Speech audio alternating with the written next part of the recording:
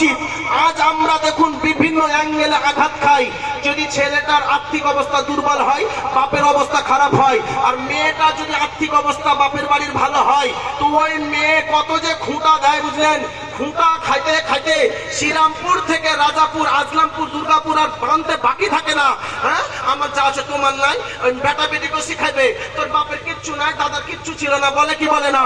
মা খাদিজাতুল কুবরা বলছে, এ জগতের মহিলা তোমরা শোনো, নবী মুস্তাফা জানে জিগার নবী আমার মুহাম্মদুর রাসূলুল্লাহ সাল্লাল্লাহু তাআলা আলাইহি সাল্লামকে যখন আমি বিবাহর পায়গাম দিলাম, আমার বয়স তখন 40 বছর, নবীর বয়স হলো 25 বছর। কারণ বাবা আমি বলতাম না, বক্তা আসতে একটু দেরি আছে, একটু বলেনি। কারণ আজ দুনিয়ার মধ্যে স্বামী স্ত্রীর মধ্যে যেটা থাকা উচিত, কারণ আমার নবীকে ফলো করলে শান্তি পাবো। চাই স্ত্রীর মধ্যে দুর্বল থাকলে স্ত্রী সংশোধন হবে, স্বামীর মধ্যে দুর্বলতা থাকলে স্বামী সংশোধন হবে। আমার আল্লাহ রাসূলের মহব্বতটা দিলে আনতে পারলে আপনার আমার ভবিষ্যতে যে ফসল ছেলে মেয়েটা ভালো হবে। ওই আল্লাহর কাছে আপনারা চাইতে জানেন না, তাই তো কবি বলছে মাংনে কা সালিকা জানতা নেই, কাহিতা হে খোদা দেতা নেই। আল্লাহর কাছে চাহার আমাদের পদ্ধতি জানা নাই, আমাদের আসলে রং বা ঢং নাই, তাই বলছে আল্লাহ দেয় না দেয় না। এই কথাটা আমি মৌলানা আফতাবউদ্দিন রেজভী জোর করে বলতে পারি যে আমাদের আল্লাহর কাছে চাওয়ার মধ্যে আমাদের দুর্বলতা আছে, হয়তো আমরা চাইতে জানি না। একটা মানুষ যদি 12 বছর সঠিকভাবে পরিশ্রম করে, ওই ছেলেটা আর্থিক অবস্থার উন্নতি করবেই করবে করবে, গ্যারান্টি। বলবেন কারণটা কি? পদ্ধতি রয়ে আছে। আল্লাহর কাছে কিভাবে চাইবে, নবীকে দুরূদ সালাম দিয়ে কিভাবে আপনার অপপ্রচার থেকে বাঁচবে, ওর ভিতরে যখন এই চিন্তা ঢুকে যাবে, আর্থিক অবস্থা যেমনই থাকুক না কেন, তার চাইতে সে উন্নত রাস্তায় পৌঁছে যাবে। কিন্তু আমরা ওটা ভাবি না। কি বলি বলেন তো? ভাই জন্মসূত্রে গরিব গো, আমার আব্বার কিছু ছিল না, দাদার কিছু ছিল না, আমারও কিছু নাই, আপনাদের মেলা কিছু ছিল তো থাকবি, বুঝতে পারছেন? বলছে ভুল কথা। জন্মের সূত্রে কেউ কিছু নিয়ে আসেনি, কেউ ভাঙছে কেউ গড়ছে।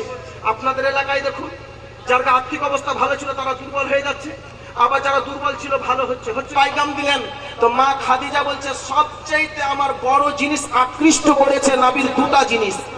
এক নাম্বার হলো আলামিন সত্যবাদী, আর 2 নাম্বার হলো সৃষ্টি জগতের সমস্ত হক নিয়ে তিনি ভাবেন এবং এই বিষয়ে চিন্তা করেন, তিনি কারো হক নষ্ট করেন না। বলেন সুবহানাল্লাহ। এহেন নবী মুগ্ধ করেছেন, যে বিষয়ে নবীকে নেবেন আপনি সে বিষয়ে নবীকে পাবেন। পাবেন কি পাবেন না? আপনাদের আমাদের বিয়ে যখন হয়, মুখ দেখানি আপনার দিকে চালু আছে। বিয়ে হলে বউকে দেখান না, ওইটা জিনিসটা খারাপ। আর পর পুরুষ আসছে, সে ডাক্তার হোক, মাস্টার হোক, মাওলানা হোক, কারি হোক, ইমাম হোক, যাই হোক, ওই মুখখান দেখিয়ে দামি মুখখান পর্দার খেলাপ করে 200-500 টাকা নিয়েন না। যদি কিছু হয় না দিতে হয়, বলে মুখ না দেখে থুয়ে যা। বুঝতে পারছেন? এই কাজটা শরীয়তের হারাম কাজ। ভয়ে হয় মাওলানারা বলছে না, আর না হলে শুনছে না। অনেক জায়গায় আছে, ছেলেদের দেখেন গা, ছেলেদের মুখ দেখলে কিছু হবে না। আবার ফোল্ডিং মুক্তি উঠে গেছে, বলছে মেয়েদের মুখ দেখলে, হাত দেখলে কিছু হবে না, ও মুলবি জানে না, তাই মুখ দেখা যায়। মানুষের সবচেয়ে আকর্ষণ এবং আকৃষ্ট হয় মানুষের মুখমণ্ডল। দেখবেন আপনারা যখন একটা বৌমা দেখতে যান, সত্য কথা বলেন তো, প্রথম 2টা জিনিসের চোখ, একটা হলো পা আর একটা হলো মুখ, তাছাড়া তার কোনো পথ নাই। আছে কি? ওই মুখ আর পায়ে নির্ভর করতে হয় মেয়েটা কেমন সুন্দরী, তাই না? তো যে বিয়ে করবে তার দেখা যায়। এখন আবার মডেলিং হয়েছে, যে বিয়ে করবে ওকে লজ্জা লাগছে, বন্ধু দিয়ে হায়ার করে দেখাচ্ছে। তুই দেখিস, আমাকে আবার লজ্জা লাগবে, আমি বিয়ে করবো, লাখটা কেমন আছে, মুখখান কেমন আছে, রাগ করবেন না। যে বিয়ে করবে তার জন্য জায়েজ হালাল, ও না দেখে ও ভাড়াটা করে বন্ধু নিয়ে এসেছে, স্পেশাল ভাবে যেন দেখে। তো মা খাদিজাকে দেখার জন্য আমার নবী মুস্তাফা না কাউকে বলেছে না কিছু করেছেন। মা খাদিজা বলছেন আকা মুস্তাফাকে আমার দেখা প্রয়োজন নাই। এ আমার যে বিয়েকে ঘটক হিসাবে তুলে ধরেছিলেন, ওকে বললেন যে নবীর ব্যাপারে কিছু জিজ্ঞাসা করবি না, বাচ্চাকে বলবি আর আমার ব্যাপারে জিজ্ঞেস করবি। আমি নিজে আমার সমস্ত জিনিস ওনার কদমে সুপে দিতে চাই। এখনকার যুবক ছেলেরা যদি ভালো হয়, তাহলে বউ পাওয়া যায় না। আরে বউ পাওয়া যাবে না, তুমি খালি ভালো হ্যাঁ নবী মুস্তাফা সুন্নাত মোতাবিক চলো। তুমি যদি বউ সুন্দর না পাও তো আমাকে ফোন করে বলিও। তুমি তো চলবে, জীবন নষ্ট করবে, আর তুমি 1 নম্বর ইমানদার মহিলা পাইবে। বুঝতে পারছেন না কি বলছি? ও অনেক কিছু কল করে বলতে পারবে, আর ওর স্ত্রীটা কল করে বলতে পারবে না। তো যে যেমন ব্যক্তি তেমন সঙ্গী হবে, ঠিক না ভুল?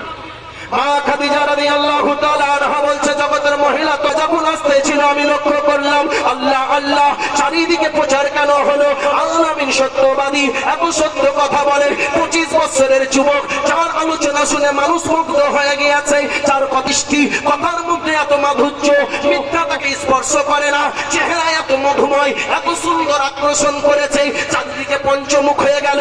সবাই বলতেছে ও খাদিজা এমন সুন্দর ছেলে দুনিয়ার মধ্যে আর হয় না। বলবে কারণটা কি? বলে ব্যবসায় গিয়েছিলাম, যখন ব্যবসায় যাওয়ার পরে নবী মুস্তাফা দাঁড়িয়েছে, 25 বছর বয়সে, হাটের সমস্ত মানুষেরা বলছে আল্লাহ আল্লাহ এত সুন্দর মানুষ দেখিনি, চলো নতুন এসেছে, আসার পরে আমার নবী ওই মালগুলো কোন পদ্ধতিতে বিক্রি করছে, লাভও বেশি হচ্ছে, মানুষের দিল জয় করছে। নবী যতক্ষণ আছে কোন দিকে আর কাস্টমার খরিদ্দারেরা চাই না, এক নবীর চেহারায় আকর্ষণ, নবীর কথাতে আকর্ষণ, নবীর চলাতে আকর্ষণ, নবীর বলাতে আকর্ষণ, এত মধুময় চরিত্র বলে উঠেছিল ইনি সৃষ্টির জগতের মধ্যে আল্লাহ এমন করে পাঠিয়েছে যার উদাহরণ দেওয়ার আর কেউ না। সুবহানাল্লাহ, সুবহানাল্লাহ। বড় বড় বিজনেসম্যানেরা বলেছে যে আমরা লক্ষ্য করেছি ইনি যখন কথা বলতে লাগলেন মালের কোয়ালিটি নিয়ে, তো যে ভাষাটা প্রয়োগ করছে আমরা হয়তো দীর্ঘদিন ধরে ব্যবসা করছি, ওই কোয়ালিটিটা বুঝিয়ে এইভাবে বলতে পারি না। কথা বুঝতে পারছেন? উনি তো দয়ার নবী, বলবে কি করে? ওনার কাছে শিখতে হবে, কারণ উনি শিক্ষক, সবাই ছাত্র, তাই না বলেন? তো নবী মুস্তাফা মা খাদিজা রাদিয়াল্লাহু তাআলা আনহার যখন বিয়ে হলো, যেটা মুখ দেখার বিষয় যাচ্ছিলাম, তো আমার মা খাদিজা বললেন যে দয়ার নবীকে বুঝলেন বাড়ির দিকে নিয়ে যাও। এত সোনা উপঢুকন দিয়েছিল, আমাদের দিকে আপনার দিকে চালু আছে, দাইদা শাশুড়ি নাইনা শাশুড়ি বিভিন্ন শাশুড়ি মিষ্টি খাওয়ায় না গো। তো নবীজিকে আমার বললেন কি যে আমার দয়ার নবীর মুখটাকে দেখবে যখন যারা, ওরা ছেলেরা দাস দাসী সে সময় জায়েজ ছিল দেখা, বুঝতে পেরেছেন? তো এমন পদ্ধতিতে দেখছে যে নবীর উপরে যে সোনাটা রেখেছে সামনে, সামনে থেকে আর নবীকে দেখা যায় না, এত সোনা করেছে। কিছু বক্তা এমন ভাবে নবীর জীবনটাকে তুলে ধরে যে নবীর মনে হয় কিছুই ছিল না, মানুষ ভাবে মনে হয় এত গরিব। আরে নবী যেই উদ্দেশ্য, যেই ভাবে যেটা আল্লাহর কাছে চাইতেন সেটাই সঙ্গে সঙ্গে হয়ে যেতেন। তার কাছে কি খাজানা, খাজানার চাবি উসমান গানিকে আল্লাহ দান করে দিয়েছে। আরে উসমান গানির একাউন্টে থাকা তো নবীর একাউন্টে থাকেন, সুবহানাল্লাহ। সেই মহামানবের জীবনী বলতে যে যেন কেউ গরিব শব্দটা না লাগায়, যে এহেন নবীর এই ব্যাপার, এটা বুঝার ভুল, এটা বুঝার ভুল, পড়ার ভুল, তাই এটা ভাবে। তো মা খাদিজাকে চেক করার জন্য আমার নবী মুস্তাফা বললেন এলাকার সমস্ত গরিবদেরকে বলে দাও, নবী আমার তুলেছেন আর দিয়ে দিয়েছেন, সমস্ত জিনিসগুলো ওই মুহূর্তে দান করে দিয়েছিলেন গরিবের মাঝে। সুবহানাল্লাহ, সুবহানাল্লাহ। কি করেছিলেন? গরিবের মাঝে দান করে দিয়েছিলেন। তো মা খাদিজা কি বলেছিলেন যে ইয়া রাসূলুল্লাহ, ইয়া হাবিবাল্লাহ, নবী গো আমি খাদিজা রিজওয়ান ধনী বলে এটা করিনি গো নবী, আমার জীবনটা আপনার কদমে সুপ্রদ করেছি, আমি সুপে দিয়েছি আমার জীবনটা, আমার যাহা কিছু আছে সমস্ত হও। তো মা খাদিজাকে অনুসরণ করে দেখবে, মায়ের বাড়ি যদি ধন সম্পদ বেশি হয় স্বামীকে খুঁটা মারবে না, বরঞ্চ স্বামীর যদি মন খারাপ হয় স্বামীকে বলবে ওগো প্রাণের স্বামী আপনি মন খারাপ করবেন না, কারণ আপনাকে আমি কবুল করেছি, আমার যাহা ওয়ারিস সূত্রে সম্পদ আছে ওই সম্পদ শুধু নয় প্রাণের স্বামী গো আমি আপনার বিবি, নিজে আপনার খাদিমিয়া। স্বামীকে বলতে হবে স্বামী আমি নিজেই তো আপনার, আমার সম্পদ তো দূর কি বাত। কথা বুঝতে পারছেন না? এরকম মহিলা হলে ওর জন্য আল্লাহর ফারিস্তারাও দোয়া করবে, করবে না? করবে না? জি জি। হ্যাঁ, মায়েদের উদ্দেশ্যে বলছি, মায়েদের উদ্দেশ্যে বলছি, আপনারা একটু এই স্টেজ মানে আপনারা একটু এগিয়ে বসুন, পিছনে আপনাদের পিছনে মানে বসার জায়গা নেই, তো আপনারা সামনে একটু এগিয়ে বসুন।